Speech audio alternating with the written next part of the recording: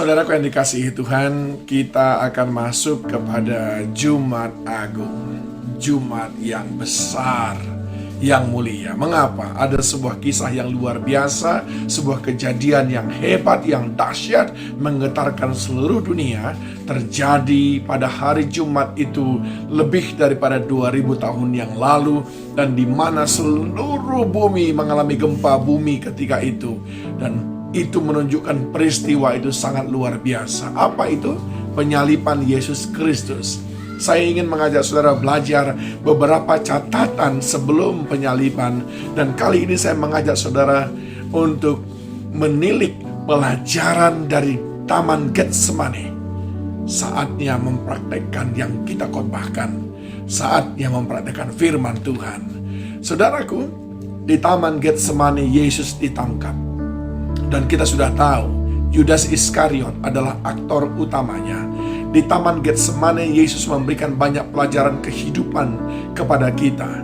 Catatan-catatan saya tentang Taman Getsemani. Yang pertama, di sana Yesus menunjukkan dan juga mengingatkan kita, jangan kecewa sekalipun ada pengkhianatan. Jangan kecewa dengan ciuman yang beracun. Itu ditunjukkan di dalam Lukas pasal yang ke-22 ayat 47 dan 48. Ketika Yudas ketemu Yesus di Taman Getsemani, dia mencium Yesus. Dan Yesus berkata di ayat yang ke-48, "Hai Yudas, dengan ciuman engkau menyerahkan aku." Saudara yang dikasihi Tuhan, saya membayangkan betapa sabarnya Yesus Kristus pada waktu itu. Bukan karena dia tidak punya kuasa, saudaraku. Dia sungguh punya kuasa, bahkan untuk menggagalkan kedatangan orang-orang itu. Bahkan 5 kilometer sebelum mereka tiba di Taman Getsemani pun, Yesus bisa membuat mereka roboh sampai ke tanah. Tetapi itu tidak dilakukannya, dan dia menerima Yudas dengan segala pengkhianatannya. Menerima Yudas dengan ciumannya. Dan Yesus tidak kecewa. Saudaraku, Taman Getsemani mengajarkan kepada kita, jangan kecewa. Sekali lagi saya katakan, jangan kecewa kalau banyak orang mencium engkau berlimpah-limpah, namun niatnya jahat. Ampuni, lepaskan, dan biarkan Tuhan berperkara dengan dia.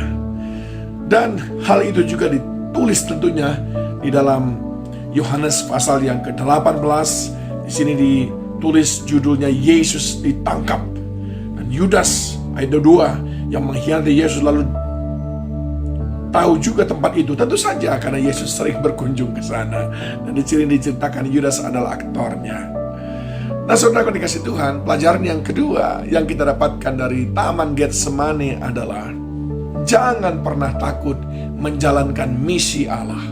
Ini dapat kita pelajari dari Yohanes pasal yang ke-18, di mana firman Tuhan ayat 4 berkata, maka Yesus yang tahu semua yang akan menimpa dirinya maju ke depan dan berkata kepada mereka, siapakah yang kamu cari? Jawab mereka, Yesus dari Nazaret. Dia maju ke depan. Dia tidak takut, sekalipun dia sudah tahu dia akan dikhianati, dia akan disiksa, dia akan dibunuh. Tapi dia tahu, tidak pernah rugi ketika menjalani rencana Allah. Tidak pernah rugi ketika kita taat kepada misi Allah. Yesus memberikan teladan kepada kita, saudaraku. Kalau engkau menjalankan misinya Tuhan, jangan pernah takut. Sekalipun kelihatannya jalannya berliku-liku, dia pasti membela. Yang ketiga, pelajaran apa yang kita peroleh di Taman Getsemani? Yesus menunjukkan di ayat yang ke-7 sekarang. Maka ia bertanya pula, siapakah yang kamu cari? Kata mereka, Yesus dari Nazaret. Ayat yang ke-8, jawab Yesus, telah kukatakan kepadamu, akulah dia. Jika aku yang kamu cari, biarkanlah mereka ini pergi. Maksudnya itu murid-muridnya yang lain. Yang ketiga, di Taman Getsemani, Yesus menunjukkan kerelaannya berkorban demi melindungi sahabat-sahabatnya. Di Taman Getsemani kita melihat teladan bagaimana seorang melindungi sahabat-sahabatnya, melindungi murid-murid, dan dia rela untuk menjadi tumbal bagi mereka semuanya. Ada kasih persaudaraan di sana, saudaraku. Ada kasih yang melindungi, yang ditunjukkan oleh Yesus. Berapa sering saudara melihat ketika saudara dalam kesulitan, teman-teman saudara yang tadinya teman saudara di dalam bersuka cita, dalam tertawa, tapi kini menghilang dan menjauhi saudara. Tidak demikian dengan Kristus Yesus.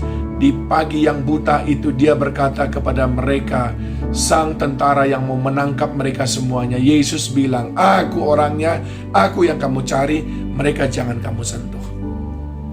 Sungguh luar biasa.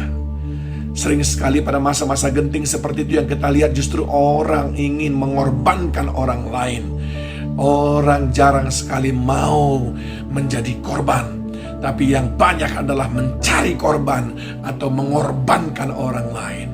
Tapi pelajaran dari Getsemani mengatakan, mari relalah berkorban bagi sesama untuk melindungi mereka. Dan pelajaran yang keempat, saudaraku, yang kita pelajari dari Getsemani adalah membalas kejahatan dengan kebaikan.